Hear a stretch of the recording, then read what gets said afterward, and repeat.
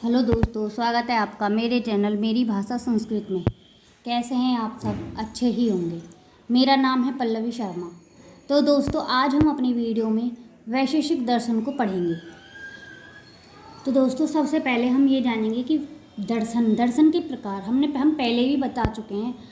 हम पहले योग दर्शन भी पढ़ चुके हैं और सांख्य दर्शन भी पढ़ चुके हैं। तो वैसे दर्शनों के प्रकार एक बार फिर से रिवाइज कर लेते हैं।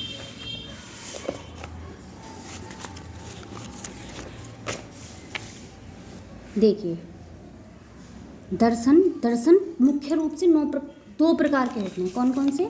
आस्तिक दर्शन और नास्तिक दर्शन। और आस्तिक दर्शन 6 होते हैं और नास्तिक दर्शन 3 होते हैं। तो आस्तिक दर्शन 6 होते हैं: सांख्य दर्शन, योग दर्शन, न्याय दर्शन, वैशेषिक दर्शन, पूर्व मीमांसा यानी मीमांसा दर्शन, उत्तर मीमांसा यानी वेदांत दर्शन। और नास्तिक दर्शन में होते हैं चारवाक दर्शन, जैन दर्शन, बौद्ध दर्शन।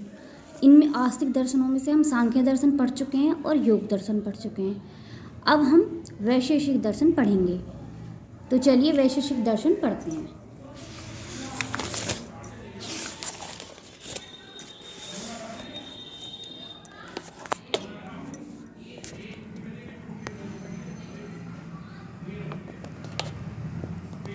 तो दोस्तों, चलिए वैशेषिक दर्शन पढ़ते हैं। तो सबसे पहले जो भी मेरी वीडियो पर नया है वो प्लीज़ मेरे चैनल को सब्सक्राइब करे। अगर उसे मेरी वीडियो अच्छी लगे तो प्लीज़ लाइक करे और कमेंट करे। तो दोस्तों चलिए, वैशेषिक दर्शन जो होता है, वैशेषिक दर्शन के प्रणेता महर्षि कणाद माने गए हैं और उनको उलूक भी कहा गया है। उनका अपर नाम है उलूक, यानी दूसरा नाम उलूक है। तो वैशेषिक दर्शन के जो रचयिता हैं, प्रणेता हैं, वो हैं महर्षि कणाद। क्वेश्चन नंबर 2, वैशेषिक दर्शन की परिभाषा। तो वैशेषिक दर्शन की परिभाषा क्या होती है? वैशेषिक विशिष्टोपदेशः, ये होती है वैशेषिक दर्शन की परिभाषा, जिसको आचार्य चंद्र ने लिखा है। आचार्य चंद्र के द्वारा ये वैशेषिक दर्शन की परिभाषा है, वैशेषिक विशिष्टोपदेशः। तो क्वेश्चन नंबर 3, वैशेषिक दर्शन के दूसरे नाम यानी इसके अपर नाम भी कह सकते हैं या दूसरे नाम भी कह सकते हैं। तो कौन कौन से होते हैं?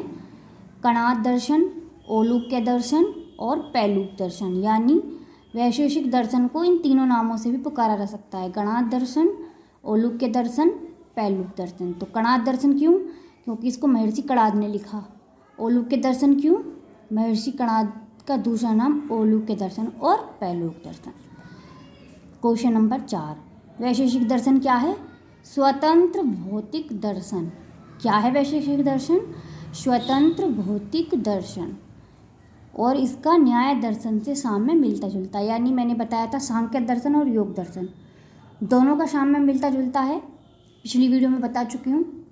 और जो वैशेषिक दर्शन है और न्याय दर्शन, इन दोनों का साम्य मिलता जुलता है। इसमें मिलती जुलती बातें हैं और कुछ बातें अलग हैं, वो हम आगे बताएंगे।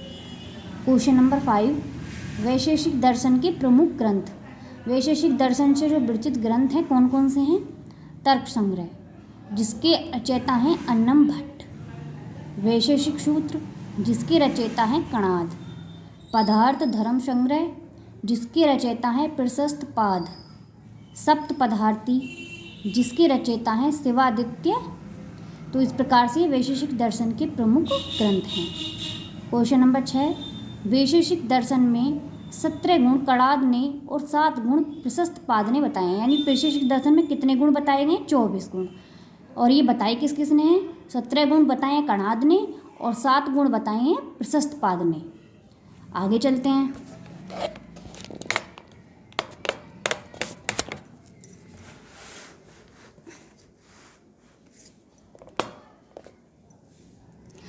क्वेश्चन नंबर 7, प्रमेय का निरूपण।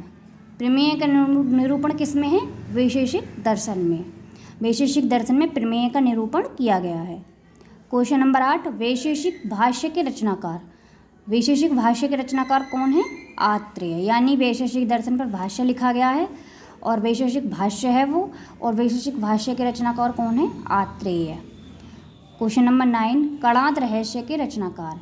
यानी वैशेषिक दर्शन से मिलता जुलता कणाद रहस्य भी है, और उसके रचनाकार कौन है? शंकर मिश्र। क्वेश्चन नंबर 10, परमाणुवाद का विवेचन, यानी वैशेषिक दर्शन में क्या किया गया है? परमाणुवाद का विवेचन।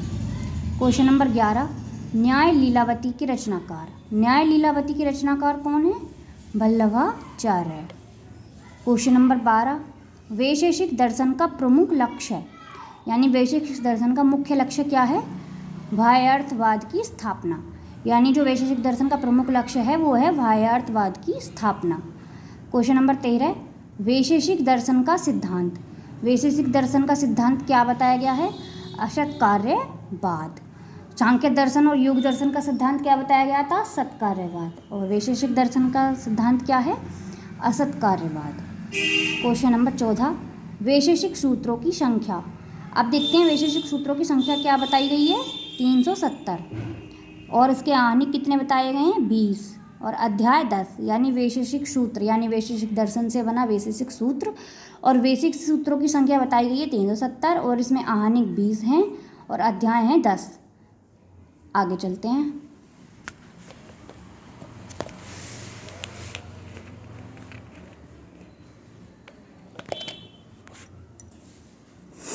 क्वेश्चन नंबर 15, वैशेषिक सूत्र में वैशेषिक शब्द का प्रयोग, यानी वैशेषिक सूत्र में वैशेषिक शब्द का प्रयोग सिर्फ एक बार किया गया है। तो ये भी बहुत इंपॉर्टेंट क्वेश्चन है कि वैशेषिक सूत्र में वैशेषिक शब्द का प्रयोग कितनी बार किया गया है? तो सिर्फ एक बार। क्वेश्चन नंबर 16, वैशेषिक सूत्र में वृत्ति, वैशेषिक सूत्र में वृत्ति कौन सी है? भारद्वाज वृत्ति। क्वेश्चन नंबर 17, ज्ञात तथा पदार्थ किसने स्वीकार किए? वैशेषिकों ने। तो वैशेषिकों ने क्या पर कौन से पदार्थ स्वीकार किए? ज्ञात तथा पदार्थ। नंबर 18, पीलूपाकवादिन क्या है? यानी वैशेषिक है, यानी वैशेषिक को हम क्या कहते हैं?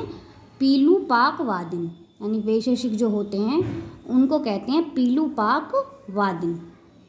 क्वेश्चन नंबर 19, वैशेषिक सूत्र में कुल बताए गए पदार्थ, यानी वैशेषिक सूत्र में कितने पदार्थ बताए गए हैं? 6 पदार्थों का वर्णन किया है वैशेषिक सूत्र में। चलिए अगला क्वेश्चन नंबर 20, पदार्थ धर्म संग्रह पर टीका। पदार्थ धर्म संग्रह क्या है? वैशेषिक दर्शन का एक क्या है?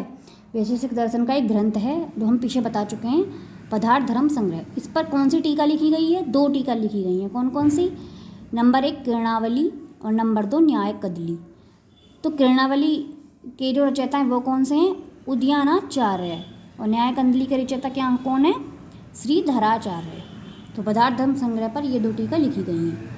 क्वेश्चन नंबर 21, अब देखिए बताया था कि वैशेषिक दर्शन जो है उसके ग्रंथ बताए गए थे, तर्क संग्रह, वैशेषिक सूत्र, पदार्थ धर्म संग्रह, सप्त पदार्थी।